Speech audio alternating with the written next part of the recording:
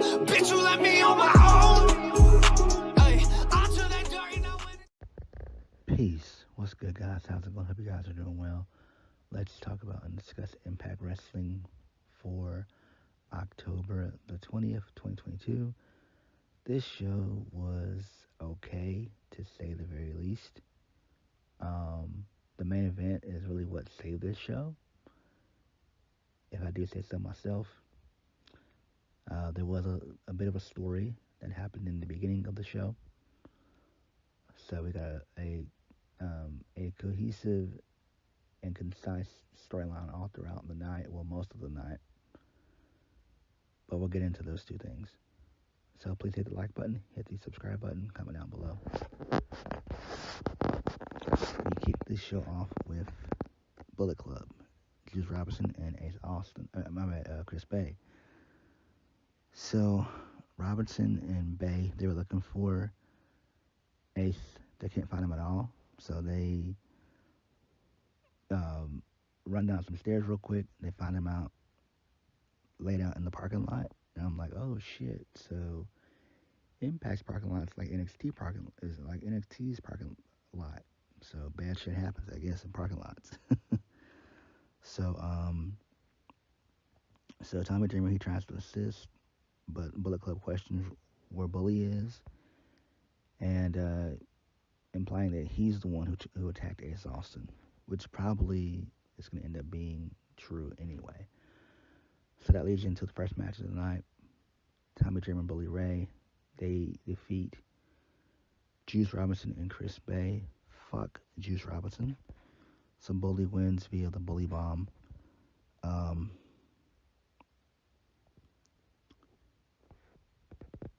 And then post-match, Bully, he tells Chris Bay that he didn't know what, he doesn't know what happened to Ace Austin, and insists he didn't do it. So Tommy Dreamer, he asked Bully to look him in the eyes and tell him that he didn't lay out Ace Austin. Bully insists again he didn't do it. And then Moose enters the locker room and tries to instigate things. Dreamer defends Bully and calls Moose a bastard. Moose said if he attacked Ace Austin, you wouldn't know it because he'd deny it too. Damn, I thought that was good right there. So this is interesting. I'm interested in seeing where this all goes. Taylor Wilde versus Mia Yim. So it seems like Mia is done with Impact, and she's probably headed back to WWE, which is smart. I think she only signed a 6-month contract anyway. So Taylor Wilde, she defeats Mia Yim via the Wild Ride. Mickie James, she comes out and says that it's great to see Taylor Wilde back in Impact. James says she's been watching Wilde since she debuted in the company back in 2007. Damn. My God. How time flies. Holy shit. But this is the first time that the both of them have shared the same locker room. James attempts to challenge Taylor Wilde to a match, but they're jumped by Vex and Giselle Shaw. They lay out both women, and then out comes Jordan Grace.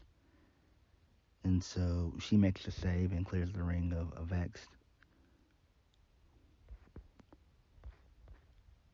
So on and no more, they're talking backstage, trying to figure out where Eddie is. They haven't seen him in about 2 weeks. So Mickie James, Taylor Wilde, and Jordan Grace, they're backstage, and they lay out a 6-woman tag for next week for Vex and Giselle Shaw. Next, Joe Henry versus Jason Hotch. Henry wins via a choke slam. And I must say, Impact has got to fucking push Joe Hendry. The guy is super fucking over, and he's fucking jacked to the damn core. They need to push this guy to the fucking moon. Joe Hendry is that dude. Joe Hendry is literally a guy I could see being Impact World Champion. Like, no bullshit. I'm being 1,000% serious. Please, Scott D'Amore, please fucking push Joe Hendry. The guy is so damn good. And he's so damn over with the crowd. The crowd fucking loves that man.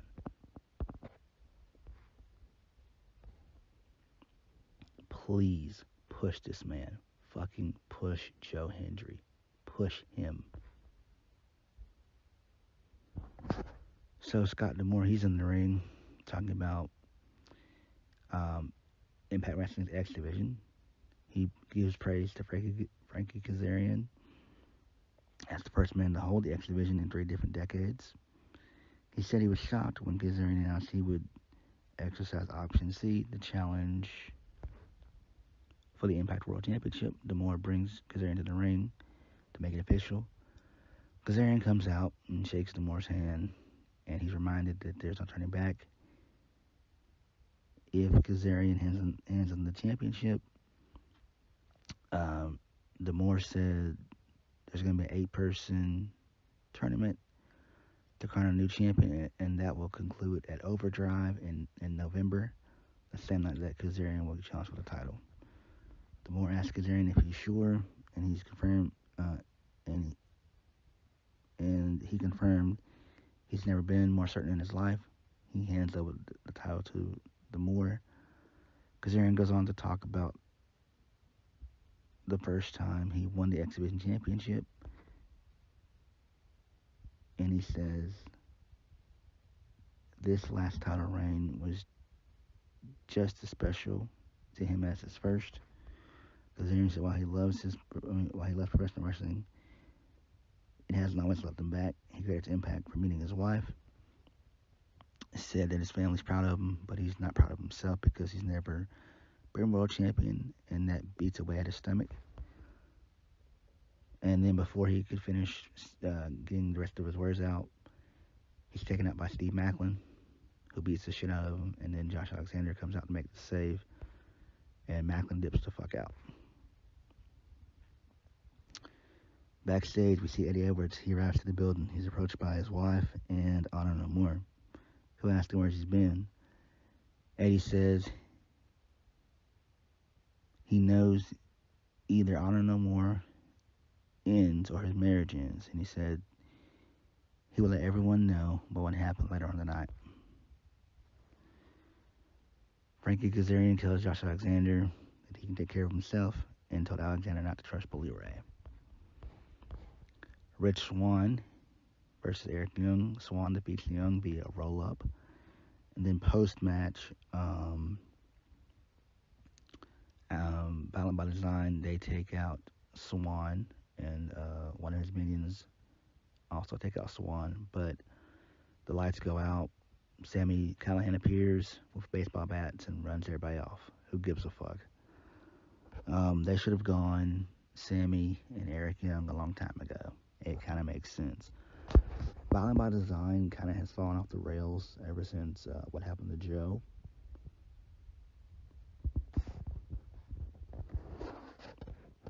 You know, so maybe we do get Sami Callihan versus Eric Young at Overdrive, probably. That's where things are headed, it seems like. So, the major players, they're back, and they confirm that that they have a new goal, and that's to go after the Impact World Tag Team titles. Okay, that's fine. And then the main event, Heath and Rhino versus the Kingdom for the Impact World Tag Team Championships. Heath and Rhino, they defeat the Kingdom via the wake-up call. And then in the match, Rhino, he attempted to gore Taven, but he hit Maria, and he takes her out. So that was fucking cool right there.